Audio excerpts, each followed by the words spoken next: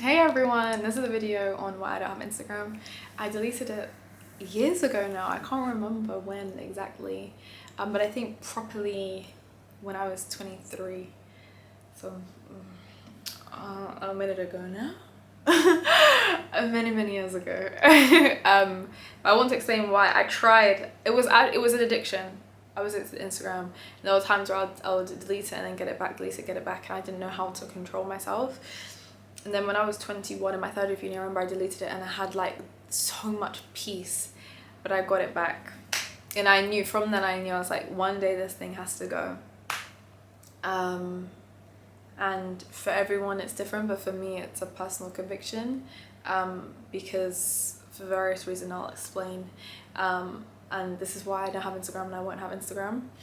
And it's just one of my own rules of life. And I will say, of course, like, Christians can use Instagram for good and it's wonderful, and I've heard of people getting saved from Instagram reels, and it is truly, if the Lord has called you there, that is such a blessing, it's such a gift, and it's so amazing. But I'm just explaining why the Lord has not called me to that space. And also, I have a friend, this wonderful spiritual friend, and she's like, Instagram for me is just artistic expression. I share joy, I share love, I share the things I've created, and I think the Lord delights in us being creative the way that he is. So as long as your heart is in the right place, I think it's also a wonderful place for expression and different things. So there's lots of good there. I'm just explaining why that's not for me. So number one, the reason why I don't have Instagram is vanity. There'll be times where if I was really struggling with my self-esteem, or if I didn't feel beautiful, I'll go back to my grid and be like, oh, I looked bad there, or oh, I looked nice there. And it encouraged me to kind of perform. So if I was going out, I'll be thinking, oh, I can take a picture for Instagram, or let me do my makeup like this for Instagram, let me have an outfit like this. And so much of my life was just consumed by vanity of, I'm not present in the moment, I want to take a picture. I am putting too much emphasis on how I look. And it was just really ungodly. And I just became a bit more self-obsessed and obsessed with my appearance when I had Instagram. So I knew at some point I would have to lay the app down.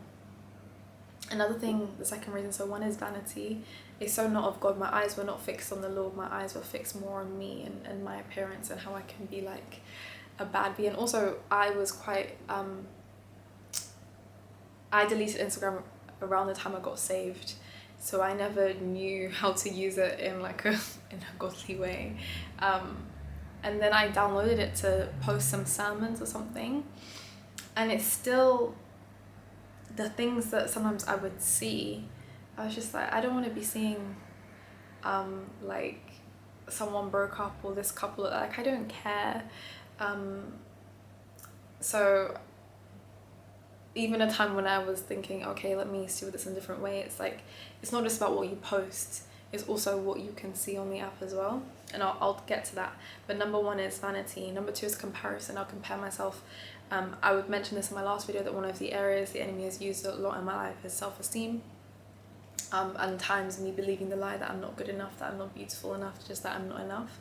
And Instagram exacerbated that. Like, I would see girls that were prettier than me, had nicer bodies than me, their careers were here, and maybe like they were married with kids, and I desired that, I still desire that. And I'd be like, damn, like, where am I at in my life, and how come I don't look like that, you know? And it really fueled my comparison.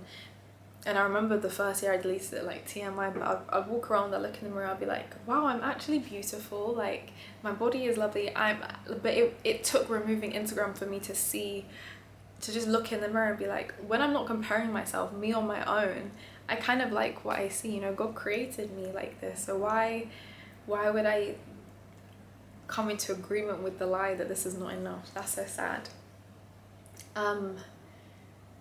Number three, I put idol feeding. What are we spending our time and our energy on? Are we putting that before the Lord? And so in terms of my time, I was worshipping social media. In terms of my energy and my efforts and where I put my affections, instead of me thinking, oh, I'm going to spend an hour and just delight in the Lord, I could be scrolling and an hour goes by. that's stealing my time and my energy, you know. So and it could also feed other idols. Like, say you struggle with the love of money or something, and then you see all these people getting all this money, and you're like, oh, let me get money. And then maybe you might be led to get money by ungodly means, because that's all you've been feeding your spirit. So I think sometimes we don't realize how easily influenced we are by the things we see on social media. And yeah, I think it can really, if you're not careful, feed into different areas of idolatry that are already in your heart and your soul. And then 4, which is why, sorry, that was Vips first. We're still on a heat wave. That's really gross. I'm so sorry. Is the content I was consuming. It wasn't that helpful. You can create your page and have pastors, and it can actually be really helpful and godly and great. But it didn't really, I didn't see anything that radically changed my walk with the Lord. I know some people, as I said, got saved from Instagram, and I may see like a cool sermon or a word of wisdom or something, but it's like my spiritual formation hasn't been that impacted by social media. The way I've been changed is by reading the word of God, the Lord speaking to me through other people. That's what changes my life. Me watching a clip of someone's sermon on Instagram, there can be wisdom, it can be good, but that has never really led me to true change. It's like, oh, that's good, and that's good, and that's wisdom, and I can recognize that. Maybe I can make notes, and there's good, but it wasn't enough. The good that came from social media wasn't enough for me to not lay that down, you know. And it's really easy just to consume lots and lots of content. And what are you consuming? And so that's why I was like, you know what, Instagram is not for me,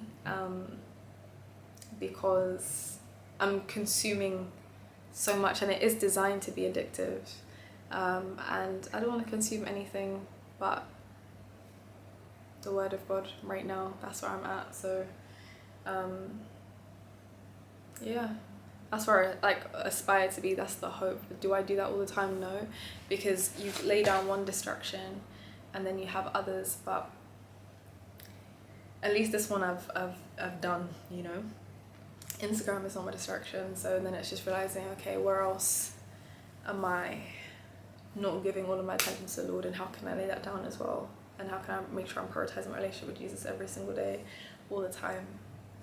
So yeah, that is why I no longer have Instagram. I'm really sorry guys about my posture throughout the whole video. I really need to work on that, because I'm looking like one hunchback, but listen, God bless you. Enjoy the sun, have a lovely day. Bye.